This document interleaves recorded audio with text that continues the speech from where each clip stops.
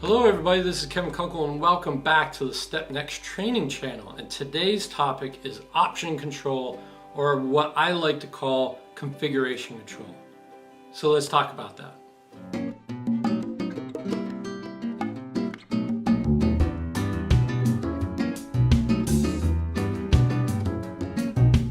So to explain configuration control or option control, I'm going to use my handy dandy Legos to prove a point. So if you take a look at this tractor, it's made up of many different components. It's got a bucket up front, it's got axles, it's got a bendy piece in the middle that allows it to turn, okay? It's got the engine out back, and it's got the cab up front where the operator hangs out. So if you take a look at this, it's pretty standard. It's all yellow. It's got a standard bucket, standard cab, standard engine. So you could sell this and mass produce it, just like Lego. Lego mass produces this tractor and sells it hundreds and hundreds of times all the time, the same design. Interesting fact, Lego is the largest tire producer in the world, just so you're aware. They produce more tires than any other company. Now, back to configuration control. If you take a look, you might want to add different options for particular customers. So let's take a look at the engine. A lot of times you can't really fiddle with the engine's options. You can't fiddle with their timing or their gear ratios from the factory. So the only thing you can really fiddle with is it a inline 4? Is it a V6? These things you can change based on the different product lines. They will offer different options. Like a Honda Accord has an inline 4 and it also has a V6. So if we deep dive into one component, which is the cab, where the user experience is located, right? The human sits inside the cab and operates the tractor. With that regard, maybe they want a custom tractor for different purposes. So let's go down that and talk about different configurations that this tractor could have. So if I take this cab off, maybe the customer wants a double cab. So I'll bring this in. This is a double cab compartment. It seats two different people. So I can place that cab in at the same location that I pulled the yellow cab out. Now, obviously, I have to design this cab so it's interchangeable and it mounts to the frame in the same way that my traditional regular cab did. So this configuration is a double cab configuration, two people. Maybe it's a trainer and trainee situation. Well, regardless, maybe a customer wants this configuration. It's also white, which we'll talk about later, and it also doesn't have any lights up front like the yellow cab did. So that's a completely different configuration than what we had before, and we're going to put that aside. Maybe a customer wants more windows so that there's higher visibility. So let's build a configuration where that customer is happy, where it's surrounded by windows, and the windows all over the sides as well with big doors that open up. Maybe this is a configuration that the customers want as well. So we're going to put that down. And now that's a completely different configuration. It's also red, and it also does not have any lights up front. Have you ever seen the road crews? They like to look over their cab and look down at where the tire locations are so that they can follow the line. So maybe they want an open cab where they sit that right there. And my little buddy here, she's got her hard hat on and she can look down and around to see where the tires are located and then be able to pave a certain segment. So this is a completely different design that will allow you to operate the tractor in a completely different way. So let's put that aside. Now, 4 different configurations. In theory, that's not too hard to maintain. The issue lies is when you start applying all the different designs and mix and match all the different aspects of the different designs. So in this case, one of the things that I haven't talked about yet is the color. Now, color can be really important. There's actually countries that only allow different colors for different designs, and you have to follow those country orders. So color can be a very important design element. So this one is red, this one's white, this one's yellow, and this one's black. What if I wanted this design but also black? Or if I wanted this design but black? Then I need a completely different part number of all the different components inside of my cab that says these are black components. Because if you want to ever change out this roof, you're going to want to make sure that you have a part number that's black. That's hard to do. Engineering is going to come back to you and say, wait a minute, there's too many options. I can't do it all.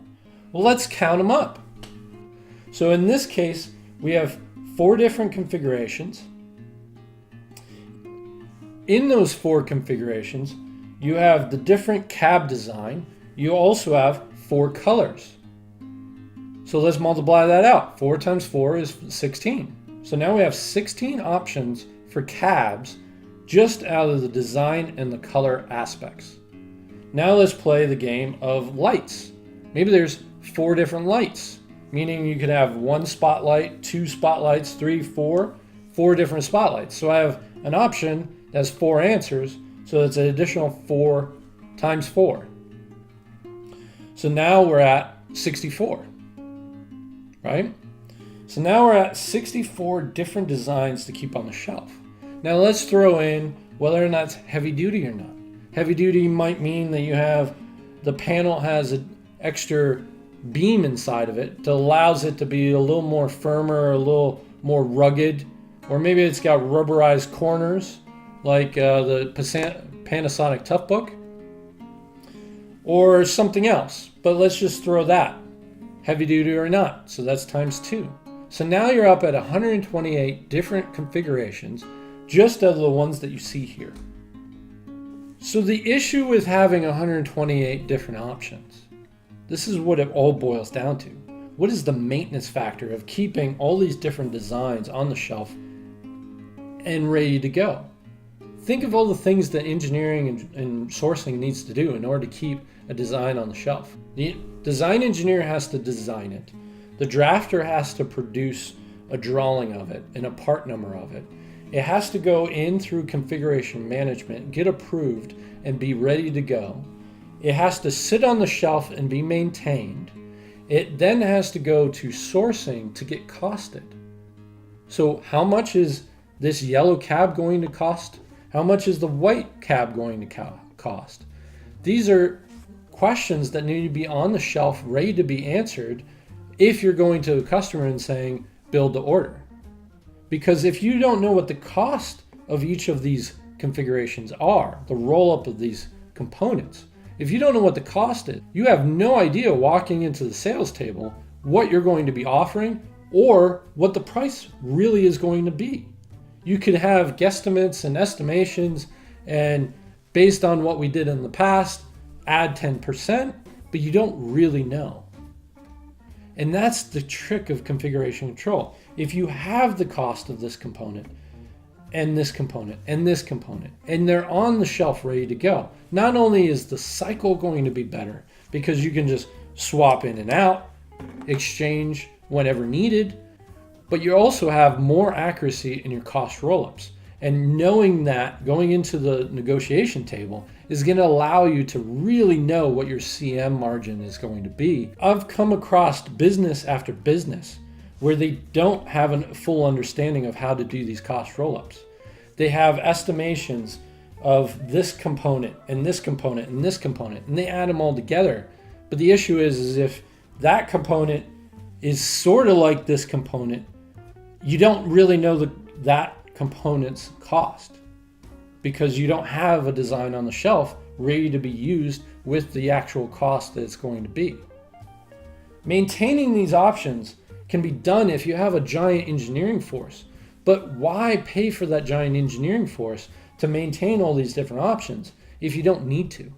Another reason why you want good configuration control is that you don't want to go to the customer with a long list of questions and say, go fill it out. Let us know what you want. You want your core product to be your selling point. Look at the iPhone. The iPhone, when it first came out under Steve Jobs, had one configuration, whereas the competition around them had hundreds of different configurations with bigger keyboards and keyboards that slid out and flip phones and stick phones and all these different configurations. And iPhone came out with one design. It prevents the customer from getting confused as to what options they really want. We'll talk about the iPhone example extensively in other videos, but for right now, think about how the customer is viewing all the different options that you have in your product line. Is it confusing? Is it market cannibalization? Market cannibalization is when you have one product line that ranges between $5 and $30, and the next product line ranges between $10 and $40. The customer in that scenario doesn't know which one to buy. He knows that that range is fairly similar. So now there's a confusion between which product do I really want. And that confusion will relate in that person not being as satisfied with the product they're selecting. So let's talk about how you get configurable items and custom designs and still keep control of the options that you have. So let's take this and put this aside, and let's just look at these different configurations.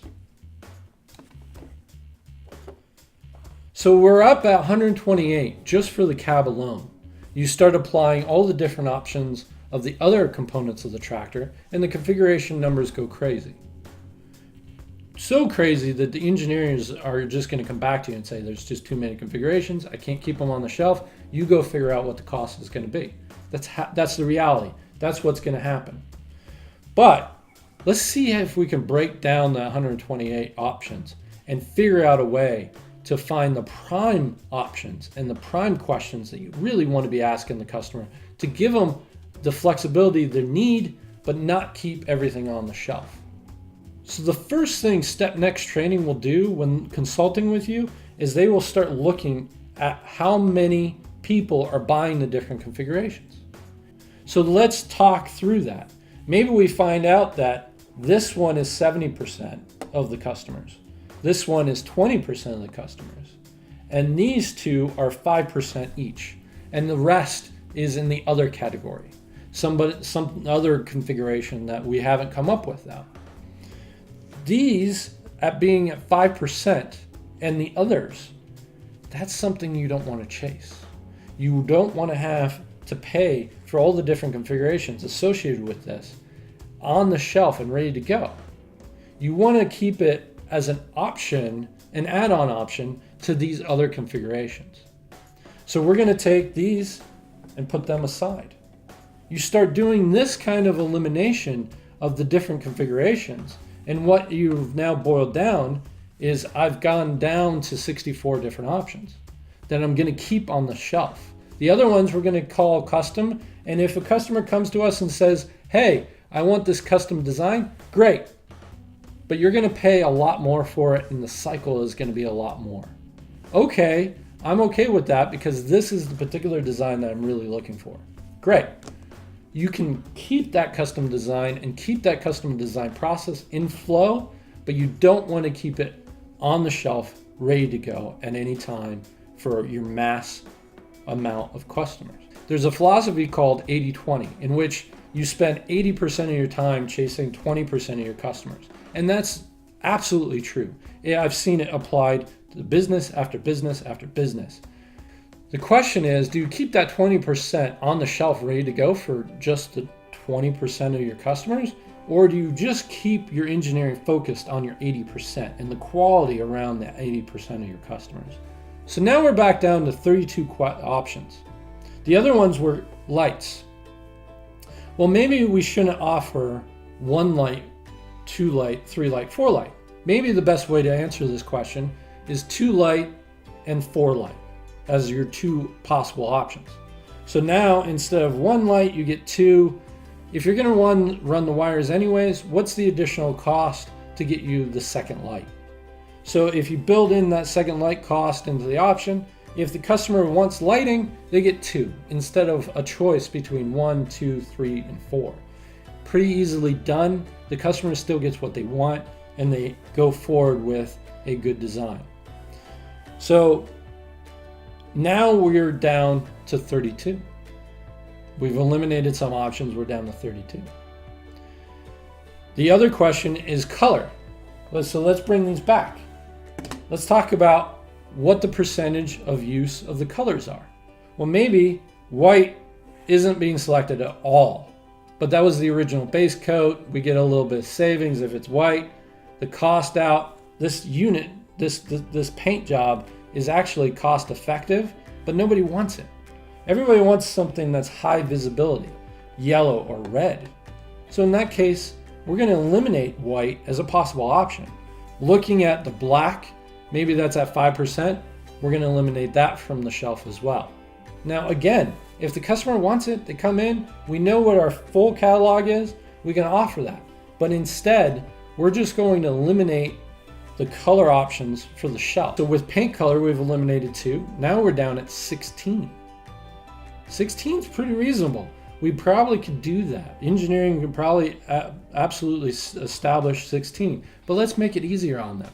Let's go look at heavy duty.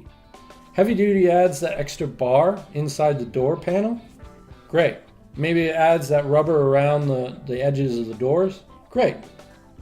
So what's the extra cost to heavy duty? And is there a reduction in quality issues if we go to heavy duty as well?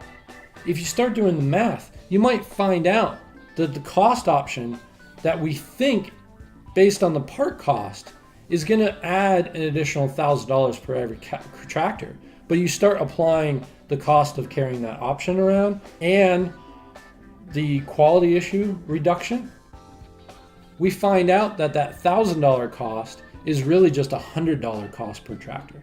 And then the question is that even worth talking about during negotiation? If you're selling a $100,000 tractor, does it matter that you're losing $100 on this option that is heavy duty? Why not give the customer that heavy duty option and then go forward? So we've now pared it down to 8 different configurations.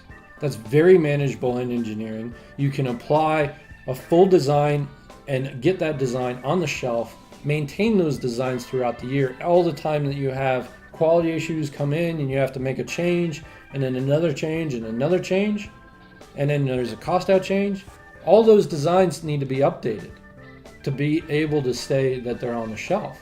That's great if you only have 8 options, and then it's maintainable if you have 8 options.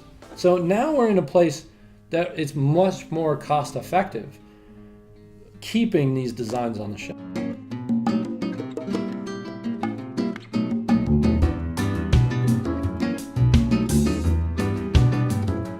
Here at StepNextTraining, what we can offer is going out to your company and looking at the different configurations that you have available right now, and then going through an evaluation process to find out which options should be available, which ones do you want to be giving away, which ones do you have to break down into a smaller component, so then these 2 particular options are interchangeable with all the different designs.